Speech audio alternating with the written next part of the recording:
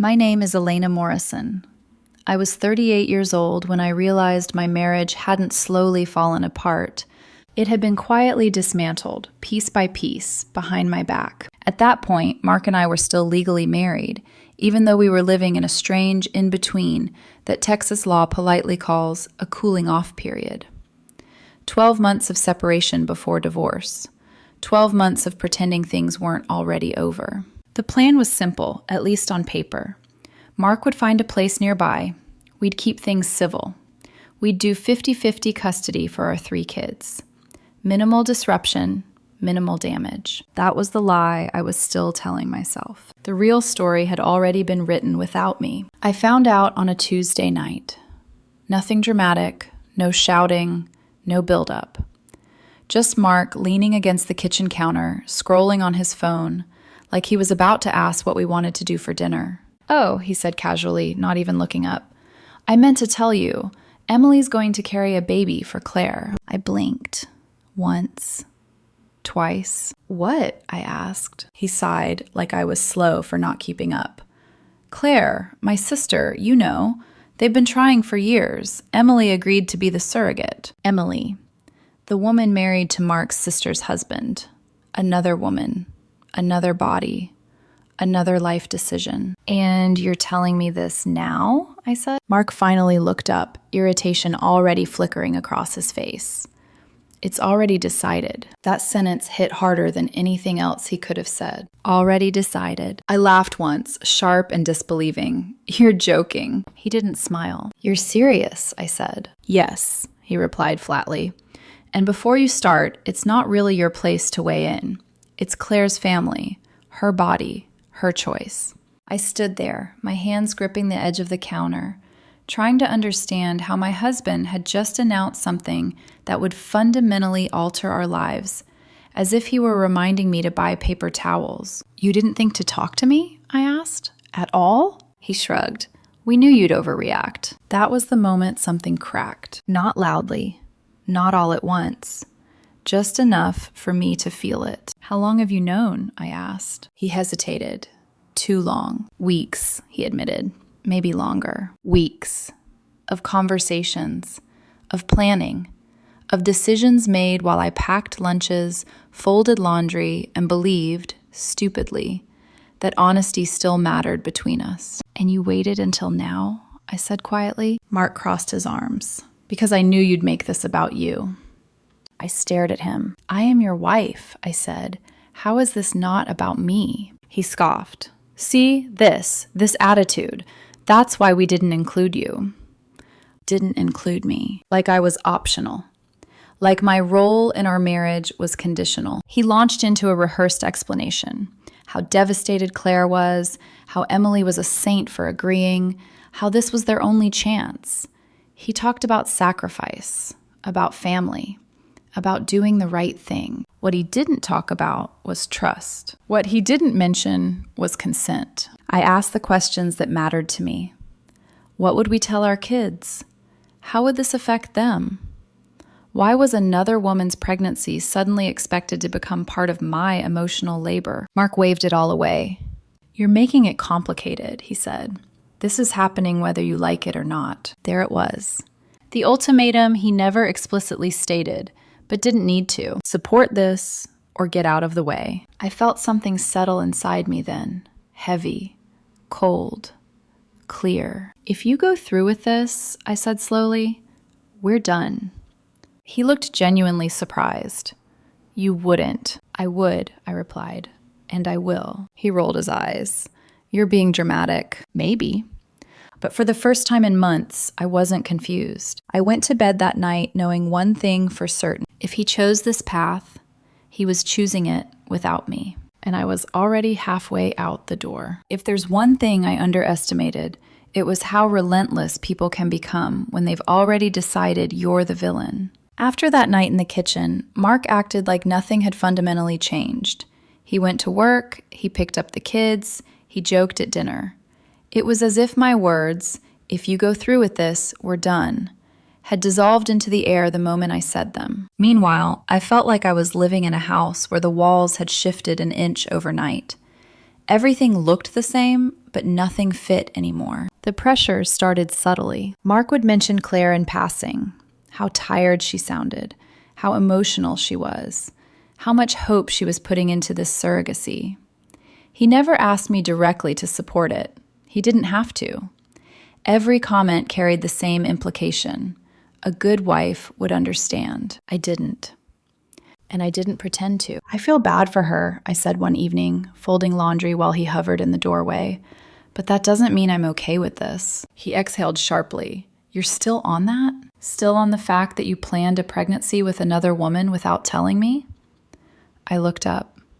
Yes, I'm still on that. He shook his head like I was impossible.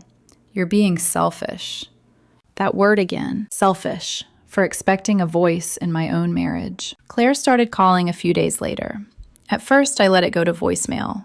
Long messages, emotional, carefully constructed. She talked about how scared she was, how this baby was her miracle, how Mark had been so supportive, how she hoped I could find it in my heart to be part of something beautiful. Not once did she acknowledge that I'd been excluded. Emily, the surrogate, never called me. Not directly. Everything came filtered through Mark or Claire, like they knew facing me head-on might complicate the narrative they'd built. The weeks dragged on, heavy and tense. Every conversation with Mark ended the same way.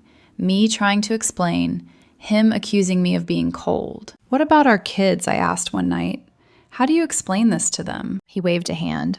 Kids are resilient. That was his answer for everything. 2 months later, Mark came home with a look on his face I recognized immediately.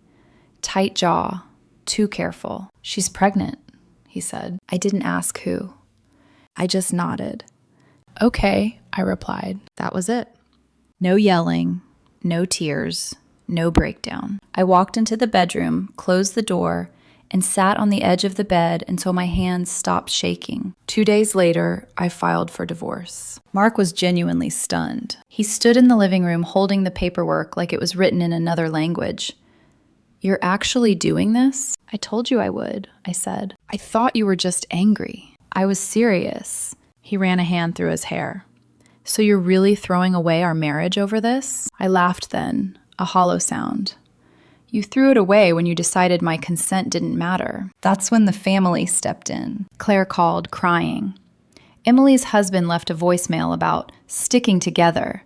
Even Mark's mother reached out, gently at first, then with disappointment when I didn't budge. Everyone said the same thing in different words. You're abandoning him. This baby is innocent. Marriage means sacrifice. No one asked what I'd already sacrificed. The house became unbearable after that. Mark didn't move out. He said it was better for the kids, conveniently ignoring that it was also better for him. Every day felt like an emotional standoff. He'd talk about the pregnancy like I was supposed to care, mention doctor appointments, ultrasound pictures I never saw but somehow still had to hear about. I stopped responding. That's when the expectations started. Could I pick up groceries because Emily was craving something and Claire was overwhelmed? Could I help rearrange the spare room, just temporarily? Could I be a little more supportive, just until things settled? No, I said. Every time. He didn't like that. You're acting like this doesn't affect you at all, he snapped one night. It doesn't, I replied calmly. Not anymore. That infuriated him. He accused me of being heartless, of punishing everyone because I didn't get my way, of turning my back on family. You're still my wife, he said. You don't just get to opt out. I looked at him then, really looked. 12 months, I said. That's all that's left on paper.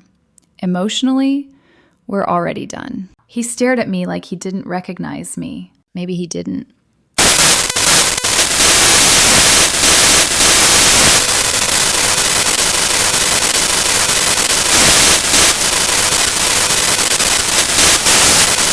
And Mark, he started coming to me more, not as a husband, as a safety net. He complained about the stress, about how demanding everything was, about how hard it was watching another woman carry a child he felt responsible for. I listened once, then I stopped. That's not my problem, I told him. He stared at me, incredulous. How can you say that? Because I didn't agree to this, I said. and I'm not going to pretend I did. The tension built day by day, like pressure in a sealed room. And deep down, I knew this was only the beginning. The pregnancy hadn't just ended our marriage. It was about to expose exactly how much everyone expected me to carry, simply because I always had. By the time Emily entered her third trimester, the house no longer felt like a place where people lived. It felt like a negotiation table I hadn't agreed to sit at. Mark started treating my refusal as a phase, something temporary I'd eventually outgrow once the reality of the situation softened me. He spoke to me carefully now, choosing his words the way you do with someone you think is unreasonable but still useful. He asked for help in small ways at first. "Can you carry these in?" he said one afternoon, nodding toward bags of baby supplies stacked near the door. "No," I replied, without looking up from my laptop. He frowned. "It's just a few bags." "It's not about the bags." He opened his mouth to argue, then closed it again, visibly annoyed. That pattern repeated itself daily. Could I drive him to an appointment because Emily was tired? Could I help assemble the crib because he was running behind? Could I just check in on how things were going? Every request came with the same unspoken expectation that eventually I'd slip back into the role they'd assigned me. Supportive wife, emotional buffer, free labor. I refused every time. Not dramatically, not angrily, just firmly. That seemed to bother him more than if I'd yelled. The more I pulled away, the more he leaned in. One night, I found him sitting on the edge of the couch, elbows on his knees, staring at the floor. "This is harder than I thought," he admitted. I waited. "She's overwhelmed. Claire's overwhelmed. Everyone's overwhelmed." I closed my book and looked at him. "And?" He glanced up, irritation flashing. "And I could really use your help." There it was. "I didn't sign up for this," I said. "You're acting like this has nothing to do with you." "Because it doesn't," I replied evenly. "You made this decision without me. That doesn't mean you get to check out completely." "It does," I said. "That's exactly what it means." His jaw tightened. "So you're just going to sit there while everything falls apart?" "Yes." He stared at me like I'd slapped him. From that moment on, the resentment became open. He stopped asking politely. He started accusing. He said I was punishing him, punishing Claire, punishing an innocent baby. "You're not heartless," he said one night, pacing the kitchen. "So why are you acting like this?" "I'm not acting," I replied. "I'm protecting myself." That answer only made him angrier. When Emily went into labor, I wasn't told directly. Mark texted me from the hospital. "It's happening." I replied with one word. "Okay." I didn't go. I didn't call. I didn't pretend. Later, he called me, his voice tight with frustration and fear. "She's asking for you." I closed my eyes. "Tell her I wish her well. You could at least come for moral support." "I'm not part of this," I said. "Please stop asking." He hung up on me. The baby was born early the next morning. A girl. Mark came home 2 days later with exhaustion written into every line of his face, and a carrier strapped across his chest like he was daring me to react. I didn't. He seemed almost offended by that. He left baby bottles on the counter, diapers on the couch, a bassinet in the living room. The house filled with evidence of a life I refused to claim. At night, the crying started. The first time, he knocked on my bedroom door. "She won't settle," he said quietly. "Can you just hold her for a minute?" "No." He stood there, disbelief turning into anger. "You're really doing this?" "Yes." The second night, he didn't knock. He just shouted my name down the hallway. I didn't answer. By the third night, he was furious. "You're still my wife," he yelled. "You don't get to pretend this doesn't exist." I stepped into the hallway then, my voice calm despite the chaos.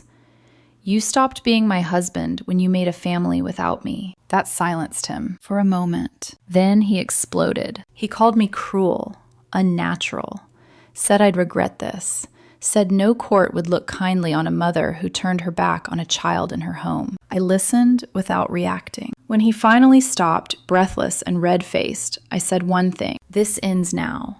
I will not raise this child. I will not help. And if you keep pushing, I will make sure this house becomes legally off limits to you." He stared at me, stunned. "You wouldn't," he said. I met his gaze. "Try me." 2 days later, he left. He packed a bag in a dramatic rush, strapped the baby to his chest, and stormed out like I was supposed to chase him. I didn't. For the first time in months, the house was quiet. No crying, no accusations, no tension vibrating through the walls. I slept through the night. The next morning, the calls started. First his mother, then Claire, then Emily's husband. Different voices, same script. He's overwhelmed. The baby needs stability. You're tearing the family apart. I blocked numbers. When Claire left a long voicemail calling me heartless, I deleted it without listening to the end. Mark texted me once. "We need to talk," I replied. Through lawyers. That was the moment I knew there was no going back. Not because I was angry, but because I felt nothing at all. The silence after Mark left was so complete it felt unreal. No baby crying at 3 a.m. No tense footsteps in the hallway. No doors closing just a little too hard. For the first time in nearly a year, I could hear my own thoughts again. It took less than 24 hours for the campaign to begin. Mark's mother called first. I let it ring. Then she called again and again. When I finally picked up, her voice was tight with restraint, the kind people use when they're already convinced you're wrong, but are trying to sound reasonable. "He's exhausted," she said. "You didn't need to push him out like that." "I didn't push him," I replied. "He left with a newborn," she added pointedly. "With his newborn," I corrected. There was a pause, a sharp inhale. "Elena, this isn't who I thought you were." I almost laughed.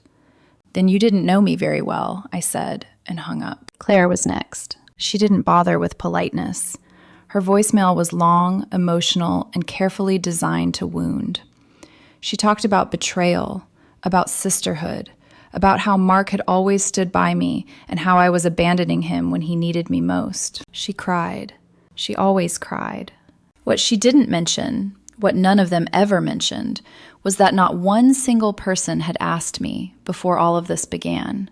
Emily's husband tried a different approach. Calm, rational. He left a message about how hard things were, how everyone was stretched thin, how family helps family. I didn't respond. Then Mark called. I stared at the screen for a long moment before answering. "What?" I said. His voice was hoarse. "We need to talk." "No," I replied. "We need to let the lawyers talk." "This has gone too far," he snapped. "You're punishing everyone because you're bitter." "I'm not bitter," I said calmly. "I'm done." "You can't just wash your hands of this." "I can," I replied. "And I am." He hung up on me. I knew it was him the moment I heard the door open, the familiar rhythm of his footsteps, confident, like he still belonged there. I stayed seated at the kitchen table, finishing my coffee. He walked in carrying the baby carrier again, dark circles under his eyes, jaw clenched. "We need to talk," he said. I didn't look up. "About what?" "About this," he said sharply, gesturing to the baby. "You can't just ignore reality." "I'm not ignoring anything," I replied. "I've been very clear." He paced the kitchen like he used to when he was working himself up for an argument. "This isn't what I signed up for," he said. "I thought you'd come around." "That was your mistake," I said evenly. He stopped pacing. "You don't even want to hold her? Just for a minute?" I finally looked at him. "No." Something in his face shifted then. Not anger, not frustration. Fear. "You really don't care anymore," he said quietly. "I care about my kids," I replied, "and about myself. That's it." "That's not enough," he said. "It has to be," I answered. He tried one last angle. "I miss us," he said, softer now. "I still love you." I felt it then. Not sadness, not regret. Closure. "That version of us doesn't exist anymore," I said. "You ended it when you decided my consent wasn't necessary." He stared at me for a long moment, then nodded once. "Fine," he said, "but don't come crying when this blows back on you." "I won't," I said. He left without another word. That was the last time we spoke without lawyers involved. The divorce was exactly as messy as I expected. Custody negotiations, mediation sessions, endless paperwork. Mark tried at first to leverage guilt, to argue that my refusal to help with the baby somehow reflected on my character as a mother. Facts mattered more than feelings. The court saw what actually existed. 3 children I cared for, a marriage already fractured long before the pregnancy, and a decision made without my consent. Mark's family faded into the background once it became clear I wouldn't bend. Claire stopped calling. Emily stopped messaging. Even Mark's mother went quiet. Peace settled in slowly. Not dramatically, not all at once, just steadily. The kids adjusted faster than I expected. They asked questions, of course. Why Dad didn't live with us anymore, why things felt different. I kept my answers simple. Sometimes adults make choices, I told them. And sometimes those choices mean things change. But you're safe, and you're loved. And they were. I focused on routine, stability, small moments that reminded me who I was outside of being someone's wife. There were nights I lay awake wondering how Mark was managing, whether Claire was finally stepping up, whether the reality of their choices had sunk in. Then I'd remind myself of the truth. It wasn't my responsibility. I hadn't broken anything. I had simply refused to carry what was never mine to begin with. Months later, when the divorce was finalized, I signed the papers with steady hands. No tears, no speech, just relief. Walking out of that office, I felt lighter than I had in years. Not because I'd won, but because I'd stopped losing myself to other people's expectations. If there's one thing this taught me, it's this. Love without respect isn't love. Sacrifice without consent isn't noble. And saying no doesn't make you cruel. Sometimes it's the only way to survive. For the first time in a long time, I wasn't bracing for the next demand, the next guilt trip, the next betrayal. I was just standing on my own feet, and that was enough.